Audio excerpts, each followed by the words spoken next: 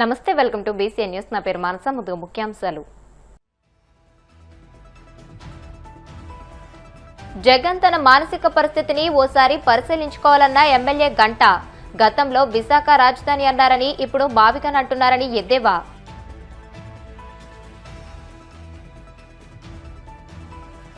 మాజీ ముఖ్యమంత్రి జగన్మోహన్ రెడ్డి గురించి నోటికొచ్చినట్లు మాట్లాడితే సహించేది లేదు. YCP state general secretary Gadikota Srikanth Reddy ధ్వజం. ఏలేరు జలాశయాన్ని పరిశీలించిన కాకినాడ జిల్లా కలెక్టర్ ఎంఎన్ హరేంద్ర ప్రసాద్. జిల్లాను అభివృద్ధి పదంలో నడిపించేందుకు కృషి చేస్తానని వెల్లడి.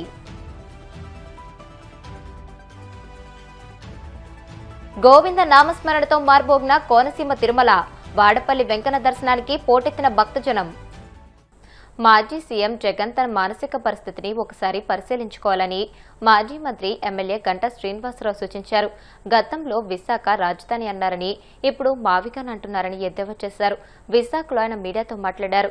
ఎర్రబస్సు రాని చోటుకు ఎయిర్ బస్ ఎందుకని జగన్ అన్నారని, ఇప్పుడేమో భోగాపురం ఎయిర్పోర్ట్ ను తానే తెచ్చానంటున్నారని, ఆర్సెల్ఆర్ మిత్తాల్ కూడా తానే తెచ్చానని చెబుతున్నారని అన్నారు. 2026 జూన్ నాటికి భోగాపురం ఎయిర్పోర్ట్ అందుబాటులోకి వస్తుందని, ఎయిర్పోర్ట్ ప్రారంభమయ్యాక ఉత్తరాంధ్ర రూపురేఖలు మారిపోతాయని అన్నారు. అమరావతికి చట్టబద్దత బిల్లు ఆమోదానికి సహకరించిన అన్ని పార్టీలకు ధన్యవాదాలు తెలియజేశారు. ఘనత మళ్ళీ వైఎస్ఆర్ పార్టీ తీసుకుంది. సరే, అదైపోయి దాన్ని మళ్ళీ ఏదో అనుకుంటా ఉంటే మన ఏప్రిల్ 1న ఒక బాంబు పిలిచారు. మొత్తం మచిలీపట్నంలో విజయవాడలో లేకపోతే గుంటూరులో గన్ను తీసుకొని మొత్తం మావి గన్ అని, అసలు ఇటువంటి అద్భుతమైన ఆలోచన నాకే వచ్చింది. ఇది మామూలు మానవ మాతలకు రాదు ఇటువంటి ఆలోచన అని ఇది చెప్పారు. ఈ మధ్య మనం బ్రహ్మానందం గారు లాంటి సినిమాల్లో క్యారెక్టర్ కొంచెం తగ్గిపోయాయి, ఆయన కొంచెం నటించట్లు ఎక్కువగా. మరి చూస్తామంటే మళ్ళీ ఆయన లేని లోటు జగన్మోహన్ రెడ్డి గారు తీరుస్తున్నట్టుగా కనిపిస్తూ ఉంది. అంటే అసలు ఆయన ఏమన్నా ఒక మెంటల్ డిజార్డర్ ఉందా, లేకపోతే ఏంటిది? ఇప్పుడు ఏదైనా ఒక ప్రాంతాన్ని కలపని చెప్పడం వేరు, మరి మచిలీపట్నంలో లేకపోతే విజయవాడలో తీసుకొని కలిపినటువంటి, ఇప్పుడు మీరు సోషల్ మీడియాలో చూస్తూ ఉన్నాం ఎటువంటి ట్రోల్స్ వస్తున్నాయో, ఎటువంటి మీమ్స్ చేస్తూ ఉన్నారు. రకరకాలుగా మనోడు అంటున్నాడు ఒంగోలు లేకపోతే ఏదో గుంటూరు ఏదో మన తణుకు కలిపితే ఏమవుద్ది, ఇట్లా రకరకాల అంటే కొన్ని చెప్పలేని మాటలు కానీ ఇంకా ఆ బూతుల దగ్గర నుంచి అన్నీ వస్తూ ఉన్నాయి. అంటే ఒక ముఖ్యమంత్రి చేసిన వ్యక్తి, ఒక పార్టీ అధ్యక్షుడు వ్యక్తి ఇటువంటి ఒక దీంట్లో మాట్లాడుతున్నాడంటే ఆయన యొక్క మానసిక స్థితి ఏంటో కూడా అర్థం చేసుకోవాల్సిన అవసరం ఉంది. మరి మొన్నటిదాకా విశాఖపట్నం అన్నాడు, విశాఖపట్నంలో ఎగ్జిక్యూటివ్ క్యాపిటల్ అన్నాడు, సెప్టెంబర్లో నేను ఇక్కడికి వచ్చి స్థిర నివాసం అన్నాడు, అయిపోయినాక మళ్ళీ డిసెంబర్లో అన్నాడు, మళ్ళీ ఇంకో డేట్ చెప్పాడు, అన్నీ చెప్పాడు, అయిపోయింది. మరి ఈరోజేమో తూచని మళ్ళీ విశాఖపట్నం వదిలేసి మళ్ళీ ఉత్తరాంధ్ర అంతా కాకుండా మళ్ళీ మావిగానికి వెళ్ళిపోయాడు. మరి ఇప్పుడు ఏంటి అసలు ఈయన యొక్క పరిస్థితి ఏంటనేది అందరూ కూడా అర్థం కాకుండా పోతా ఉంది. అందుకే ఇప్పుడు ఉత్తరాంధ్ర ప్రజలు కూడా డిమాండ్ చేస్తూ ఉన్నారు. మరి మొన్నటిదాకా మాకు ఇక్కడ క్యాపిటల్ అని చెప్పావు కదా, ఇక్కడ ఋషికొండ ప్యాలెస్ 500 కోట్ల రూపాయలు పెట్టి దాన్ని కట్టావు కదా, మరి ఇక్కడ మళ్ళీ ఇది వదిలేసి మళ్ళీ మావిగానికి వెళ్ళిపోయావంటి, ఇది నెక్స్ట్ దేనికి వెళ్తావని చెప్పని మాట్లాడే పరిస్థితి వస్తూ ఉంది. అంటే ఒక రాజకీయ పార్టీలు అనేవి మనం కొత్త కాదు, మనకు ఆఫ్టర్ ఇండిపెండెన్స్ దగ్గర నుంచి ఎన్నో రాజకీయ పార్టీలు వచ్చాయి, కొన్ని తెరమరుగైపోయాయి, రకరకాల డెవలప్మెంట్ చూస్తూ ఉన్నాం. కానీ ఇంత కంటిన్యూస్గా ఇన్కన్సిస్టెన్స్గా ఉండే రాజకీయ పార్టీ కానీ వ్యక్తులు కానీ బహుశా ప్రపంచంలో ఇంకొక ఉండరేమో. అటువంటి క్రెడిట్ ఈరోజు వైఎస్ జగన్మోహన్ రెడ్డి గారు మూట కట్టుకుంటా ఉన్నారు. అందుకే నేను మీ ద్వారా ఒకటి అడుగుతా ఉన్నాను, ఓకే క్యాపిటల్ అంశంలా ఉంచితే ఏ అంశం మీద కూడా ఒక స్థిరమైన అభిప్రాయం అనుకుంటలేదు. మరి మొన్నటిదాకా కూడా చూసాం భోగాపురం ఎయిర్పోర్ట్ ఆ రోజు ఏమన్నారు, విశాఖపట్నం ఎయిర్పోర్ట్లోనే ఈగలు తోలుకుంటా ఉన్నారు. ఎర్ర బస్సు లేని ప్రాంతానికి ఎయిర్ బస్ కావాలా, భోగాపురంలో ఎయిర్పోర్టు ఎందుకు అవసరం ఏంటి, ఇక్కడ బ్రహ్మాండమైన ఎయిర్పోర్ట్ ఇక్కడ ఉంది, ఇక్కడే ప్యాసింజర్ లేక ఇదిగా ఉంది, దీన్ని ఇంకొంచెం డెవలప్ చేసుకుంటే బ్రహ్మాండం సరిపోతుంది కదా, మళ్ళీ కొత్త ఎయిర్పోర్ట్ అవసరం ఏంటి అని చెప్పి దాన్ని మాట్లాడాడు వ్యక్తి. మరి ఆ తర్వాత మళ్ళీ మనం ఎయిర్పోర్ట్కి మొత్తం భూసేకరణ చేయటం, దాన్ని శంకుస్థాపనలు చేసుకొని శరవేగంగా ఈరోజు పూర్తిగా వస్తూ ఉంది. మననే ట్రయల్ రన్ కూడా అయిపోయింది, వ్యాలిడేషన్ అయిపోయింది. రేపు జూన్ 26న ఎయిర్పోర్టు స్టార్ట్ కాబోతూ ఉంది. సరే, ఎప్పుడైతే ఉత్తరాంధ్ర ఒక గ్రోత్ ఇంజిన్గా ఆ ఎయిర్పోర్ట్ ఉండబోతూ ఉందో వెంటనే ఒక కంగారు పుట్టేసి ఆ భోగాపురం ఎయిర్పోర్టు నాది, నేను చేసింది, అది నా బ్రెయిన్ చైల్డ్, అది మొత్తం దాని ఇనిషియేషన్ ఏం చేశానని చెప్పని దాన్ని మళ్ళీ ఈరోజు క్లైమ్ చేసుకుంటా ఉన్నాడు.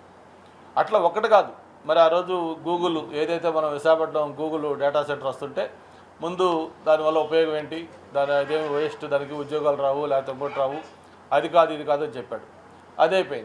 అదైపోయి ఇక మొత్తం భూసేకరణ పూర్తి అయిపోయింది, ఫౌండేషన్ రెడీ అవుతా ఉంది, వర్క్ జరుగుతూ ఉంటే మళ్ళీ ఇప్పుడు ఆ గూగుల్ కూడా నాదేను, నేను అదాని వాళ్ళతో మాట్లాడి మొత్తం నేను చేయించాను, ఇప్పుడు మళ్ళీ అదే పేరు మా చంద్రబాబు నాయుడు తీసుకున్నాడు తప్ప అది మళ్ళీ చంద్రబాబు నాయుడు కాదు. అన్ని ప్రాంతాలు సమానంగా అభివృద్ధి చెందాలని భావించి మావికంతో గ్రోత్ ఇంజన్గా మార్చాలని సూచించిన మాజీ ముఖ్యమంత్రి జగన్ గురించి నోటికొచ్చినట్లు మాట్లాడితే సహించేది లేదని YCP state general secretary Gadikota Srikanth Reddy హెచ్చరించారు. కడపలోని పార్టీ జిల్లా కార్యాలయంలో ఆయన మీడియాతో మాట్లాడుతూ ఏపీ రీఆర్గనైజేషన్ యాక్ట్కు చట్ట సవరణ సందర్భంగా రాజ్యసభలో ఎంపీ రేణుకా చౌదరితో అమరావతిని కమరావతి అని మాట్లాడడం ద్వారా చంద్రబాబు కులాల కుంపట్లు రాజేసి రాజకీయ లబ్ధి పొందాలని చూస్తున్నారని, కాబట్టే ఇంతవరకు ఆ పార్టీ నాయకులు ఆమె మాటలను ఖండించలేదని అన్నారు. అందరికీ మేలు జరిగిపోయింది, ప్రతి ఒక్కరికి కూడా వాళ్ళ యొక్క జీవితాలు మారబోతున్నాయన్నటువంటి రీతిలో మాట్లాడుతుంది అధికార తెలుగుదేశం పార్టీ. దానికి తగ్గట్టుగా ఈరోజు గౌరవ ముఖ్యమంత్రి గారు ప్రెస్లో మాట్లాడారు. తాను మాట్లాడే ప్రతి మాట సత్యదూరమైనటువంటి మాటలు, ఏ మాటలో కూడా నిజాయితీ లేదు, స్పష్టత లేదు, పూర్తిగా మోసపూరితమైనటువంటి మాటలు తను మాట్లాడాడు. తన మాటల్లో ఈరోజు వాస్తవాలు కూడా కొన్ని తన నోటి నుంచి వచ్చాయి. నిన్న మొన్నటి వరకు ఈ ఆంధ్ర రాష్ట్ర చరిత్ర మారబోతోంది, ప్రపంచంలోనే అద్భుతమైనటువంటి నగరంగా 2 సంవత్సరాలు తీర్చిదిద్దబోతుంది, ఇది డల్లాస్ నగరం అవుతుంది, స్విట్జర్లాండ్ అవుతుంది, లండన్ అవుతుంది, టోక్యో అవుతుంది, సింగపూర్ అవుతుంది అని చెప్పుకుంటూ వచ్చాడు. గ్రాఫిక్స్ చూపిస్తా అద్భుతమైనటువంటి ప్రపంచంలోనే అతి అద్భుతమైనటువంటి నగరంగా ఇది ఉండబోతుంది అని మాట్లాడుతూ వచ్చాడు. ఈరోజు తన మాటల్లో ఇది నిరంతర ప్రక్రియ, కొంత భాగం కంప్లీట్ చేస్తాను 28 సంవత్సరం వరకు అన్నటువంటి మాట తను చెప్పడం మనం విన్నాం. ఇంతకాలం తన మాటలన్నీ కూడా మాయమాటలు, ఇది ఎప్పటికీ జరగని అంశము అటువంటి మాట తన నోట్లో నుంచి వచ్చింది కూడా మనము స్పష్టంగా విన్నాం. ఈరోజు రాష్ట్ర ప్రజలం అందరం కూడా అన్ని ప్రాంతాల నుంచి కూడా జిఎస్టీ రూపంలోనో ఇతర రూపంలో పన్నులు కట్టేవాళ్ళు కానీ ఈ రాష్ట్ర శ్రేయస్సు గురించి ఆలోచన చేసినటువంటి వాళ్ళందరూ కూడా ఒకటే భయాందోళనతో ఉన్నారు. ఈ రాష్ట్ర పరిస్థితి గురించి ఆందోళన చెందుతున్నారు.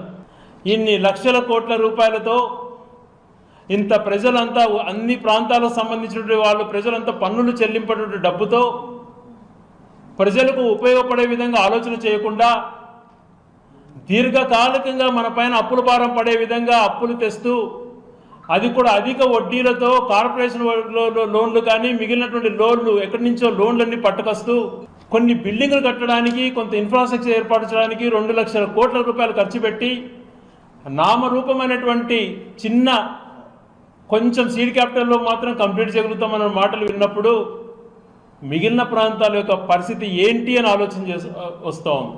అలాగే తన మాటల్లో పచ్చి అబద్ధమైనటువంటి మాటల్లో మొట్టమొదటిది ఈ రాష్ట్రం విభజన జరిగిన తర్వాత కేంద్ర ప్రభుత్వం 2 కమిటీలు ఏర్పాటు చేసింది. ఒకటి శ్రీకృష్ణ కమిటీ, శివరామన్ కమిటీ అనేటువంటి కమిటీలు. ఆ కమిటీలు రాష్ట్రం అంతా పర్యటించి అందులో 46% మంది విజయవాడ గుంటూరుకు అనుకూలంగా రాజధాని ఉండాలి అని చెప్పి వాళ్ళు చెప్పారు అటువంటి మాటలు తను చెప్పాడు. శివరామన్ కమిటీ స్పష్టంగా ఏం చెప్పిందో, శ్రీకృష్ణ కమిటీ ఏం చెప్పిందో ఆయన ఒకసారి రిపోర్ట్ చదవమంటున్నా. ఆ రిపోర్ట్ ఎక్కడికి పోలేదు, ఇప్పటికీ రికార్డ్స్లో ఉంది. రాష్ట్ర ప్రజలంతా కూడా మేధావులంతా కూడా ఆ రిపోర్ట్ల అంశాలను ఒకసారి పరిశీలన చేయమంటున్నాం. ఆ కమిటీ ఇచ్చినటువంటి సూచనలను పక్కన తోసి ఆ కమిటీ ఏదైతే రాష్ట్ర శ్రేయస్సు కోసం ఆలోచన చేసి చెప్పిందో ఏ ఒక్కటి పాటించకుండా తన ఇష్టారీతిన అవినీతికి తెరలేపి ఇన్సైడర్ ట్రేడింగ్ అనేటువంటి దానికి రూపకల్పన చేస్తూ అక్కడ వస్తుంది ఇక్కడ వస్తుంది రాజధాని అని చెప్తూ 100 ఎకరాలు బినామీలతో కొన్ని రాజధాని అనౌన్స్ చేసుకొని దాంతో రియల్ ఎస్టేట్ వ్యాపారం చేసుకుంటూ ఈరోజు కమిటీ సిఫార్సు చేసింది అన్న మాట మాట్లాడడం ఎంతవరకు నిజమో ఒకసారి నన్ను సూటిగా చెప్పమంటున్నాం. 46% మంది ఆ కమిటీకి ఆమోద ముద్ర వేశారంట. ఆ కమిటీకి సంబంధించి ప్రజల అభిప్రాయాలు ఎక్కడ సేకరించారా? ఎంతమంది దగ్గర మీరు సేకరించారు? మరి 54% వ్యతిరేకించారన్న మాట కూడా నేను నోటి ఎందుకు చెప్పలేకున్నావు?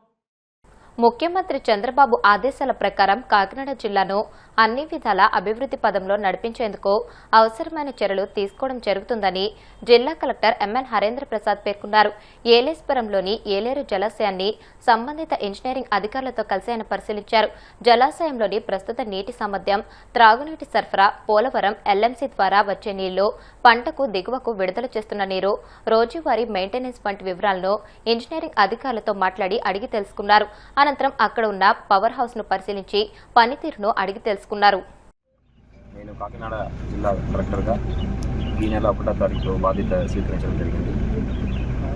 ఈరోజు మన ఏలేశ్వరం ప్రాజెక్ట్ని విజిట్ చేయడం జరిగింది. ఇక్కడ ఏ విధంగా వాటర్ మెయింటైన్ చేస్తున్నారు, ఏ నిల్వ చేస్తున్నారు, అదేవిధంగా త్రాగునీరుకు మరియు వ్యవసాయానికి ఏ విధంగా సరఫరా చేస్తున్నారనేది ఇక్కడ ఉన్న స్థానిక ఇంజనీర్ని అడిగి తెలుసుకోవడం జరిగింది. వాళ్ళు నాకు ఇక్కడ ఉన్న స్టోరేజ్ కెపాసిటీ గురించి, అదేవిధంగా మన పోలవరం ఎల్ఎంసీ ద్వారా వచ్చే నీళ్ళు గురించి, కింద సాగు కోసం వాళ్ళు ప్రతి సంవత్సరం దాదాపు 60,000 ఎకరాలకు నీరు ఇస్తున్నామని చెప్తున్నారు. దాని గురించి, అదేవిధంగా ఇక్కడ ఉన్న మెయింటెనెన్స్ గురించి వివరించడం జరిగింది. కొన్ని సమస్యలు కూడా వాళ్ళు తెలియజేశారు, అవి అడిగి తెలుసుకోవడం జరిగింది. దానికి సంబంధించిన చర్యలు ప్రభుత్వాన్ని దృష్టికి తీసుకువెళ్ళి త్వరలో పరిష్కరించడం జరుగుతుంది. గౌరవ ముఖ్యమంత్రి వారి ఆదేశాల మేరకు మన జిల్లా అభివృద్ధి మీద దృష్టి పెట్టే విధానంలో భాగంగా ఈరోజు ఇక్కడ రావడం జరిగింది. కోనసీమ తిరుమలగా వర్ధిల్లుతున్న వాడపల్లి శ్రీ వెంకటేశ్వర స్వామి ఆలయం భక్తులతో కిటకిటలాడింది. శనివారం స్వామికి ప్రీతికరమైన రోజు సందర్భంగా ఆలయంలో ప్రత్యేక పూజలు నిర్వహించారు. స్వామివారి దర్శనానికి వచ్చిన భక్తులకు ఎలాంటి ఇబ్బందులు తలెత్తకుండా ప్రత్యేక ఏర్పాట్లు చేసినట్లు ఆలయ అధికారులు తెలియజేశారు. భక్తులు అధిక సంఖ్యలో హాజరై స్వామిని దర్శించుకుని మొక్కులు చెల్లించుకున్నారు.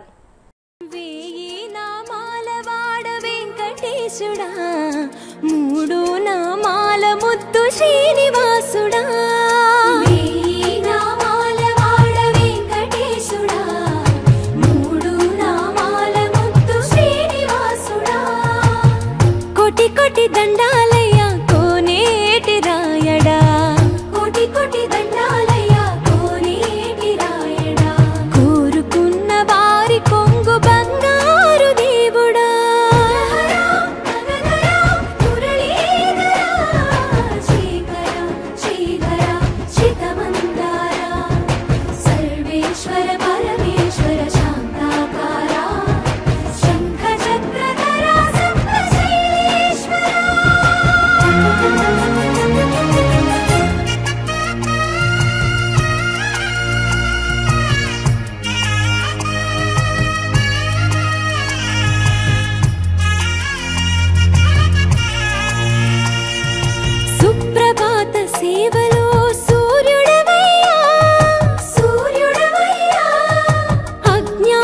చీకటులను అణచెదవయ్యా మాధవా కేశవా, అభిషేక సేవలో మురిసేవయ్యా మురిసేవయ్యా, ఆత్మ కల్మషముల కడిగి కాచేవయ్యా, శ్రీకరా శ్రీధరా, కోటి కోటి దండాలయ్య కోనేటి రాయడా, కోరుకున్న వారి కొంగు బంగారు దేవుడా,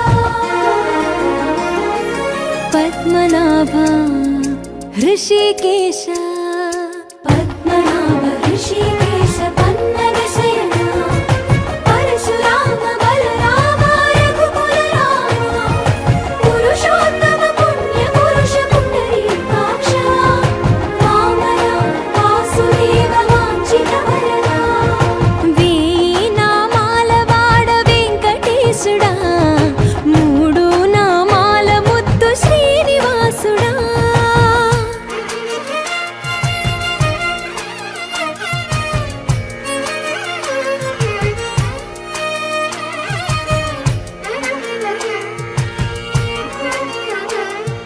నిజ పాద దర్శనమున నిలిచేవయ్యా నిలిచేవయ్యా, నీ పాదాలే దిక్కు అని చాటెదవయ్యా,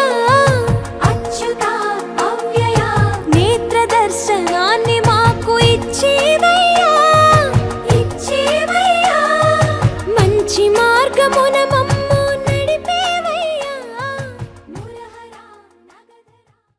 ఇప్పుడు కాసేపు ప్రకటనలు.